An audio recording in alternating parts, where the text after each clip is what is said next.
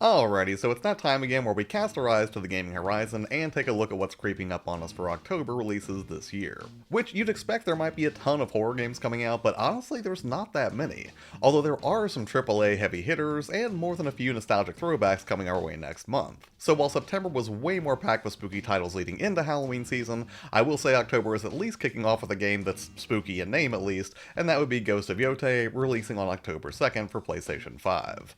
And originally I pre-ordered the collector's edition for this one, but ultimately I have so many big box collector's editions that I think I'm just going to go for the digital deluxe instead. This takes place 300 years after Ghost of Tsushima, and you'll be playing as Atso, a wandering mercenary on a very personal revenge mission who's adopted the persona of the Japanese spirit of vengeance, the Onryo. And while I hate to reduce it down to something like Kill Bill Japanese Edo period edition, hunting down a range of jerks who did you wrong sure does sound like a great time.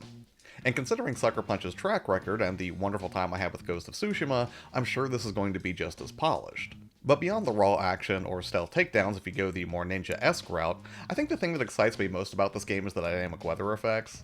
Good weather just does so much to elevate the atmosphere of a game, and Tsushima wasn't just gorgeous, but also allowed you to change this weather on a whim with your flute, and it looks like they'll have a similar mechanic here, so yeah, if you're somebody who really gets into the ambience of the game, it's a nice bonus. And I would say that even if you haven't played Ghost of Tsushima already, this is probably the type of game that you can jump into and have a great time immediately, kind of like how I mentioned you could still have a great time with Hollow Knight Silksong, even if you hadn't played the original. Next up, we have Super Mario Galaxy and Super Mario Galaxy 2 in a bundle pack, releasing for the Switch on October 2nd. And I'm both pumped and a little bit miffed about this one.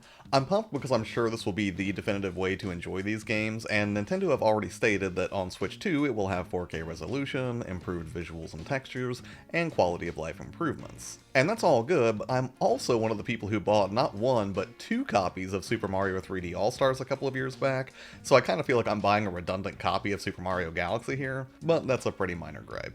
Ultimately, I've never beaten either of these games, which is tragic, but also weirdly fulfilling in a roundabout way. I vividly remember playing these back on the Wii and just being annoyed at how sharp the visuals weren't on my TV at the time, back in like 2007. And I remember thinking to myself at the time, like, nah, it's not a huge deal, sooner or later they'll port this to some future system and I'll worry about it then, and now they have.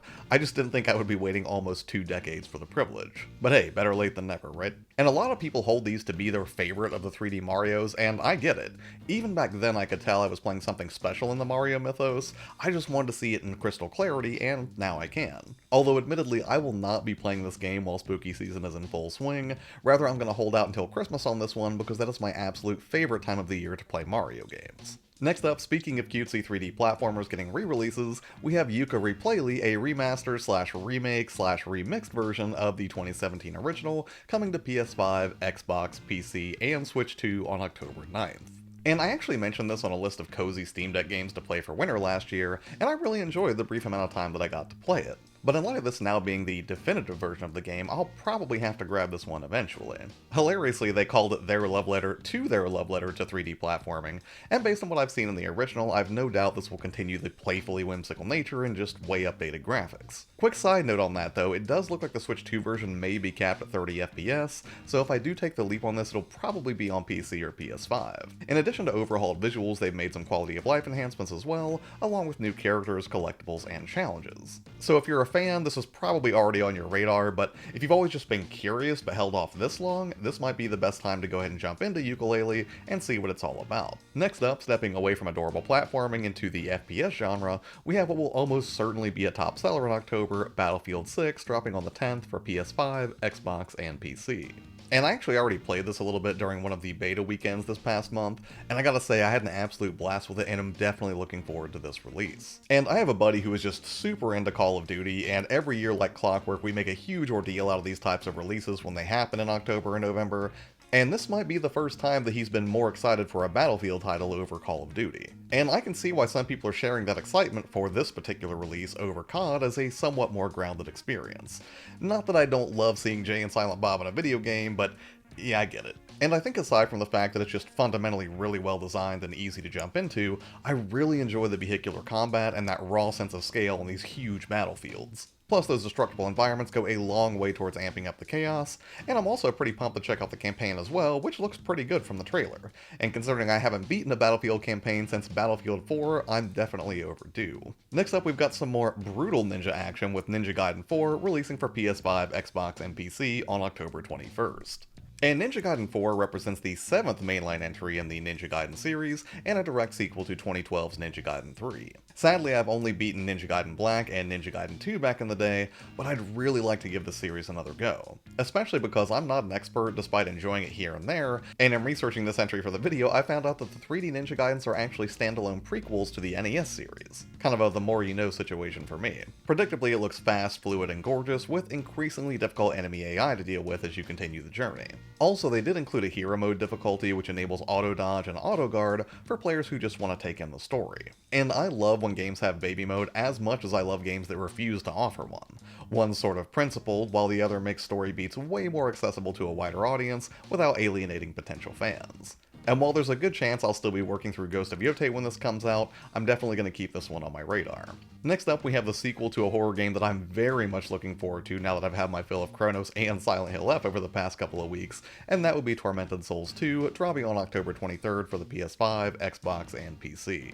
If you played the original, you already know that this is just a wonderful homage to 5th gen survival horror. It had a near perfect blend of survival and puzzle solving, and honestly the story wasn't too shabby either. Although admittedly I will be watching a recap leading up to the release since it's been a few years since I played Caroline Walker's adventure through a creepy hospital. Although this time around you'll be exploring the remote town of Villa Hesse, where naturally some creepy stuff's going to pop off, and from everything shown so far it looks like they're not exactly reinventing the wheel here, which is probably a good thing. There's a very specific type of horror fan I think these games cater to, and as long as they can refine what worked so well in the original, I'm sure this is going to be an excellent game to play in the lead up to Halloween. So if you're an aging millennial like me with a hunger for retro horror experiences but with some modern conveniences thrown in, this will almost certainly be worth a look. And next up we have a sequel for a game that my dad spent hundreds of hours in, and I know he can't wait for its follow-up to come out on October 29th for the PS5, Xbox, and PC, and that would be The Outer Worlds 2.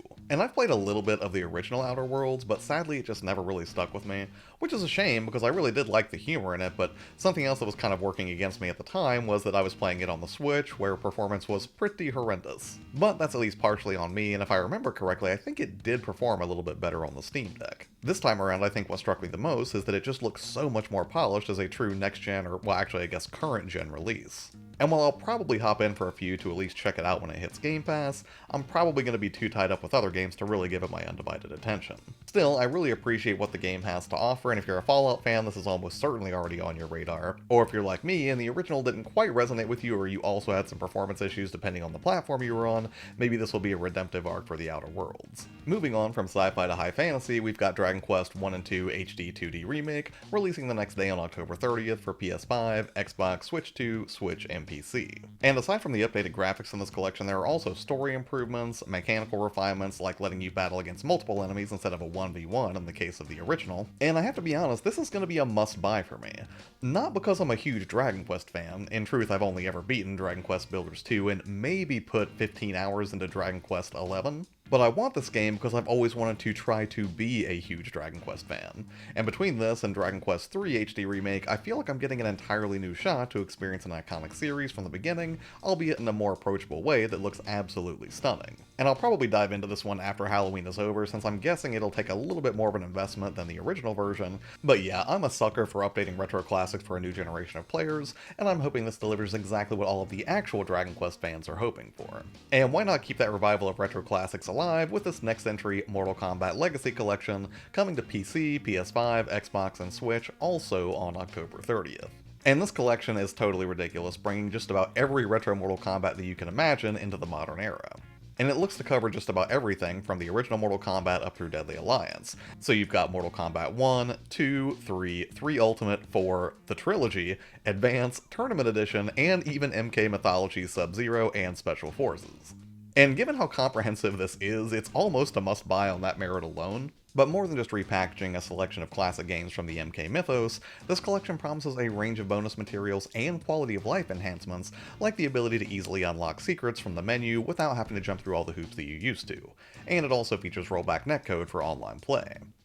For me, this is mostly going to be a nostalgic romp or a novelty that I'll dive into here and there just to get a taste of the good old days, but I'm sure true fighting game enthusiasts are thrilled to have so many Mortal Kombat classics clustered together in one collection. And finally, let's round this out with a 2D throwback that remixes one of the greatest action movies of all time, Terminator 2D No Fate, releasing on Halloween for PlayStation, Xbox, Switch, and PC. And this looks just super fun. The animation in particular with this pixelated style just looks so fluid, and I mean, Terminator 2 just has so many incredible action sequences that it makes perfect sense to turn it into exactly this sort of 2D action game. You'll be taking on the role of Sarah and John Connor, and naturally the Terminator, playing through a range of classic moments from the movie and original scenarios that look to expand on the narrative a little bit. So if you're a fan of arcade action and have a fondness for when Terminator movies were legitimately great, this is definitely worth keeping an eye on, and while I might not grab it day one, it's definitely making its way into my collection sooner or later. But that's going to be it for this one, and not a comprehensive list of everything that's coming out next month, rather just a breakdown of 10 of the games that I thought looked pretty interesting. So what about you? Are there any games that you were looking forward to next month that I didn't feature here? If so, please do let me know in the comments below. Coming up on the channel, we'll be taking a very spoiler-filled look at Silent Hill F, since I'm now working my way through the second playthrough of that game, and of course we'll also be looking at some spooky games to check out this Halloween season on your Steam Deck, so stay tuned for that. As always, thank you so much for taking the time out of your day to watch or listen to videos here on the channel. Have an amazing day, and I will see you on the next one. Bye.